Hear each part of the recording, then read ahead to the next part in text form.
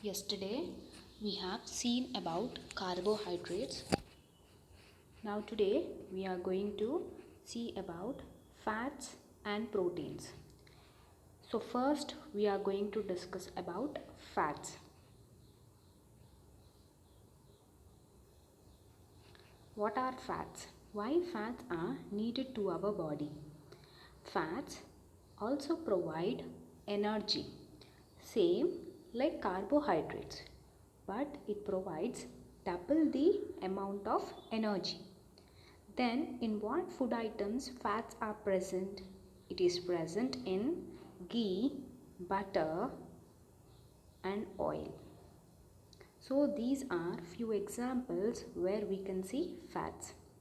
Now if you want to know whether our food sample contains fats or not, for that we have a simple test. So to test whether fats are present in our food sample, test for fats. For this test we need small quantity of food sample. Here you can take any food sample which you want to test. For example, we can take chips, we can take vada or any food sample you want to test. After taking a small quantity of food sample, you have to rub it on a white sheet or white paper. After rubbing it, if you notice an oily patch on the paper, actually the paper is transparent, but once if an oily patch appears on the paper, it turns into translucent. By seeing this oily patch, we can estimate that the food sample contains fat. For example, if you see here, we have to take a white paper. You have to take any food sample which you want to test and rub it on the paper. Once you rub it on the paper, you can see an oily patch on the paper. Actually, if the paper is transparent, the transparent paper when you place in front of the light is going to pass through the paper. But now the paper turned into translucent. That means when you place the translucent or oily patch paper in front of the light, then the light passes only partially. Only partial light can pass through the paper. By this, we can say that our food sample contains fat.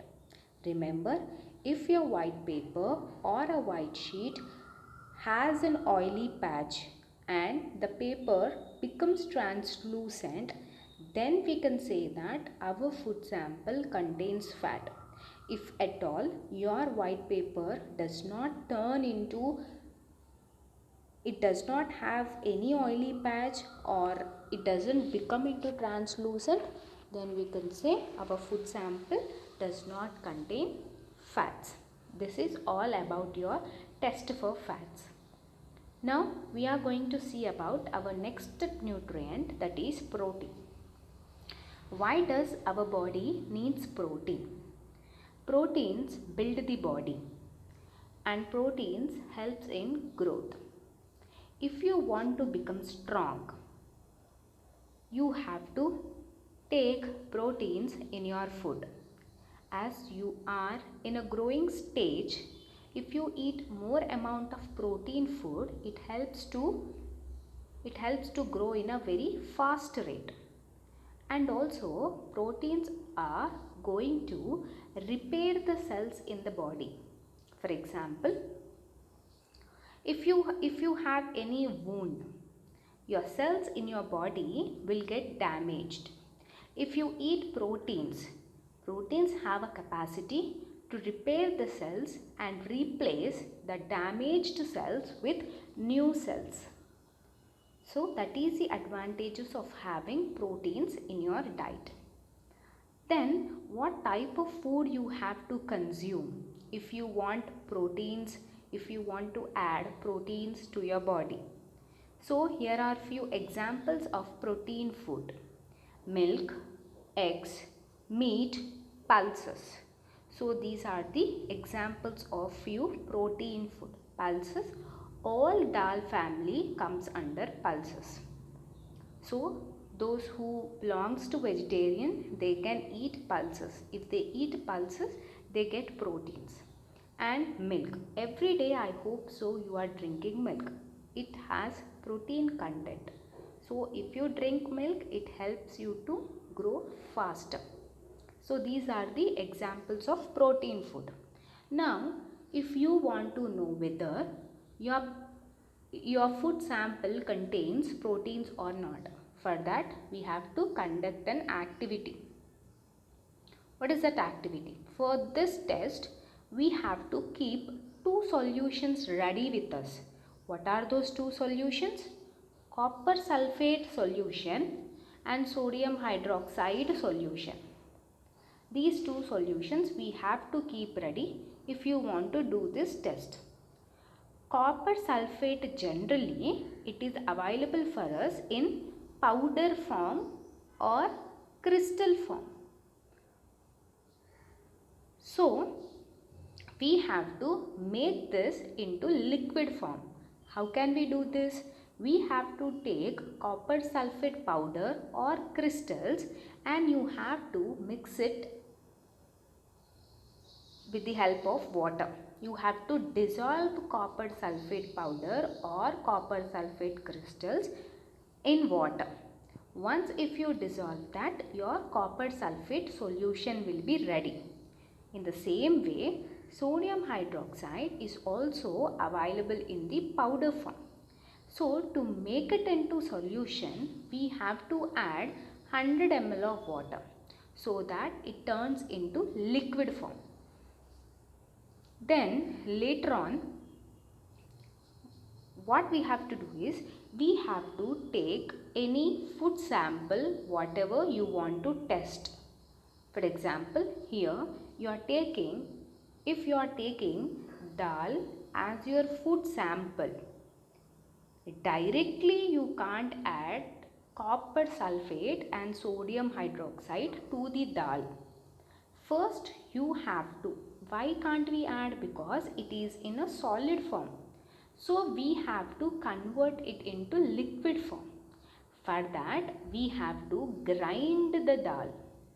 You have to grind dal and make it into powder form or paste form. Then add few drops of water and mix well. So your food solution will be ready.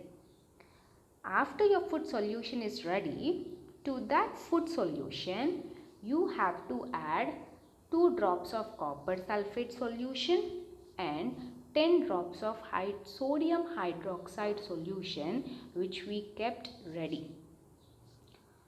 After adding this, you have to mix it well.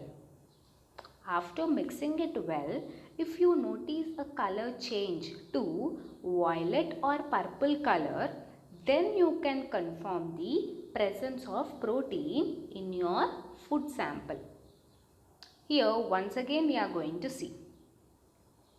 We have to take a test tube. In this test tube already the food sample solution is ready. Whatever food you want to test, on whatever food you want to test, that food sample solution is already there in the test tube.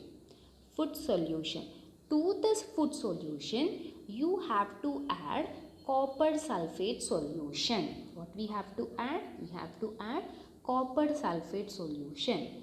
After adding copper sulfate solution, the next step what we have to do is we have to add sodium hydroxide solution. What we have to add? We have to add sodium hydroxide solution. Then you have to mix it.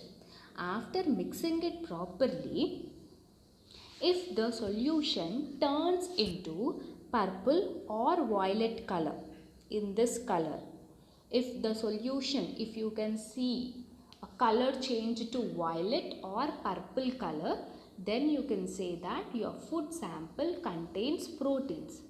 If at all your food sample color has not changed into violet or purple color, then your food sample does not contain protein. So here major last we have to notice the color change. If it turns into violet or purple, then we can say that your food sample contains protein. If at all it does not change into any color, then if it is remain as it is, then your food sample does not contain protein. So this is a test to know whether your food sample contains proteins or not. So we will meet in the next class with the new topic.